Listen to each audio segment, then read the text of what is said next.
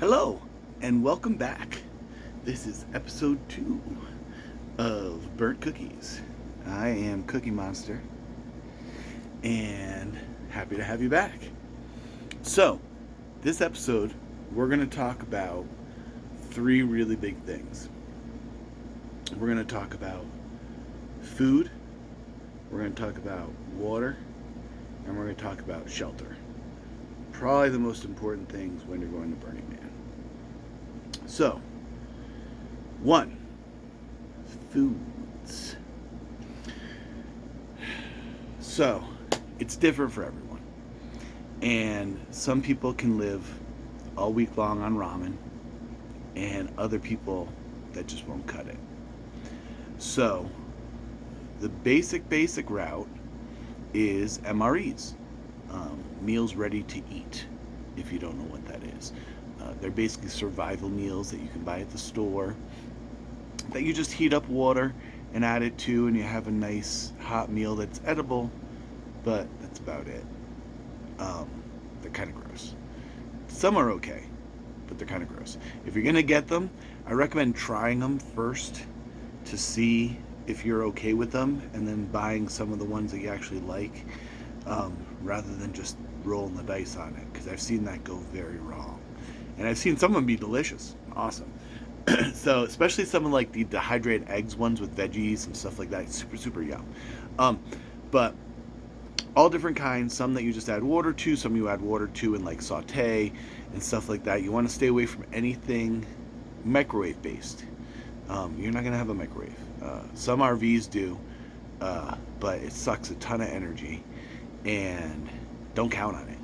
So usually there's a way to boil some water, and you want to bring a way to boil some water, which I highly recommend. One of like the catering little stoves, or even like a Jetboil type camping stove, or the Coleman type stoves. Any of those work. The ones with the screen around it are great because they give you a little shelter from the wind if you're not doing it somewhere indoors, which we'll talk about shelter later. But otherwise, you want to make sure that you have some way to heat up the water, because, and a source of either power or gas for that, to make that happen. So, I bring a whole basic kitchen setup, which is essentially a little burner and a couple other little things, saucepans, some seasonings, stuff like that. And I find it to be pretty easy food-wise. And a lot of camps do food. Some of your camps will provide food, and I can't guarantee that that's going to be edible or not disgusting. But some camps it's delicious. Don't get me wrong. But other camps, ooh, I've seen some rough food plans. So always have a backup. It's always good to have a little bit extra, a little bit of backup. I really love pre-cooked items that I can freeze. These were just at Costco, and they are absolutely, I tried them when they were at Costco. They were absolutely delicious. They're a fully cooked abuelitas chicken meatballs. They're Mexican-inspired chicken and rice meatballs with garlic, cilantro, and spices, and fully cooked already. And I can freeze them, and I can stick them in my cooler without the packaging. That's part of decommodification and also reducing your moop. But I could stick them in my cooler, and they'll keep other things cold, and also when they thaw out, they'll be really easy to cook up and be a nice, easy snack. And there's 2 packages in there, which I really like too, so I don't need to cook, or I don't need to consume everything all at once or repackage more than half of it when I'm eating it. All things you want to think about. Also, an amazing thing out in the desert, I don't know why, but pickles are really good. So you're going to really enjoy pickles, and make your food easy. Pre-cooked is a great way to go. Cold cuts are a great way to go in a cooler. Just double bag them. I recommend 2 bags just in case some moisture gets into the outside bag. Double Ziploc bag those guys. And you just keep your food basic. Think about you're going to be out there for a week, and you're going to get ice a few times, hopefully, from the ice place. You can buy ice. Bring money, bring cash. It's the only thing that uses cash or cards is the ice. So sometimes it's only cards too. It's weird. But Bring money for ice if you're going to get ice when you're out there, and I highly recommend using Arctica for ice every once in a while. And you can get a bag or two of ice. Don't plan on them giving you 6 or 10 bags of ice each time you go each day, because they're going to run out quickly, or they're going to limit some days and you're going to be screwed. So moderate your ice and regulate it and figure it out from there. On the food subject too, these were the collapsible plates that I was talking about that I really enjoy. They're little silicone ones. They're very easy to clean. They pop down. They have a lid if I want to keep some food for later and save it. I could pop my lid on here and pop it in my cooler, or even just kind of leave it in my camping area, and it's out of the dust and the bugs and stuff like that. And there's three of them, all with lids, and I really love this little set. So you can find them on Amazon, and I'll try to post links for these guys as I talk more and more about them. Oh, getting back to yesterday too, this is a lag bolt. So it's not a little teeny screw, it's a gigantic bolt. Usually they come in either 1/2 inch or 3/8 inch heads, and they're huge. I mean, they're the size of my forearm. So this is what holds your housing down, your tents, things like that. Okay, we just talked about food. We're going to talk about water a little bit here and beverages. So water's essential out there. You want to plan on having at least a gallon of water a day that you're going to be out on playa. More like 2.5 to 3.5 gallons of water each day you're going to be on playa, if you're drinking enough of it. So plan on bringing a lot of water. Bottles of water are inefficient and very wasteful, and you'll end up with a lot of moop at the end. So if you can do like the big 5-gallon jugs, and you maybe use a cooler to keep it cold, and engineer some stuff out of that or something, or just a single gallon, guys, and just keep ice in your cooler and just pour it into that, and you're good to go usually. So, talking about drinks, I spoke about burner cups yesterday.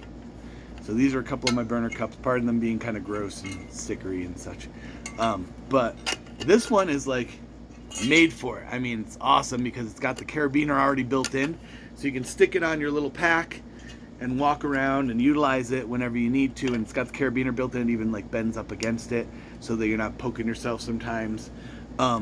I put a lid that I found on this guy, which is absolutely awesome. It's great to have lids. I mean, you can see how dusty my lid is even already. I gotta clean that guy again before I get out there, but it's great to have a lid because it stops the dust from getting in your drink, and it keeps it fresh and nice. So also insulated cups like this one are really awesome. I really love insulated ones because they keep your drink extra cold. I do have a lid somewhere for this guy. I gotta find it before Black Rock City today. Also, the stainless insides make them really easy to clean out and to wipe out with just a single paper towel, so you're not utilizing a bunch of moop, or even just a regular towel. I like to bring a gang of regular towels and then just wash them when I get home at the end. And I use them to wipe stuff out. I use them to wipe my sweat. I use them for showers. I use them for all different kinds of stuff. Because I take my minivan out there, so I have a decent amount of room.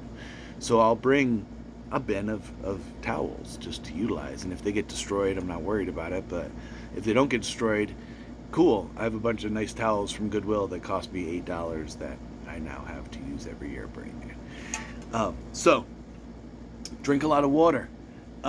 Camps are going to offer you drinks. You're going to want to have your ID taped to this so that you can drink alcohol if you want to. I don't really drink alcohol. I am more of a juice guy and a water guy. So, I take other alternatives. I really like coconut water. But be aware, it can dehydrate you a little bit. So you don't want to just be drinking coconut water. You want to drink regular water a lot still. So I also really like sweet drinks. I love it when I'm out there, so I'll bring, a few Cokes, a few cherry Pepsis, things like that. And cans are nice because there's a recycle camp that recycles all your cans. There's Can Camp that you can literally bring your cans to after you use them, and they'll recycle them for you.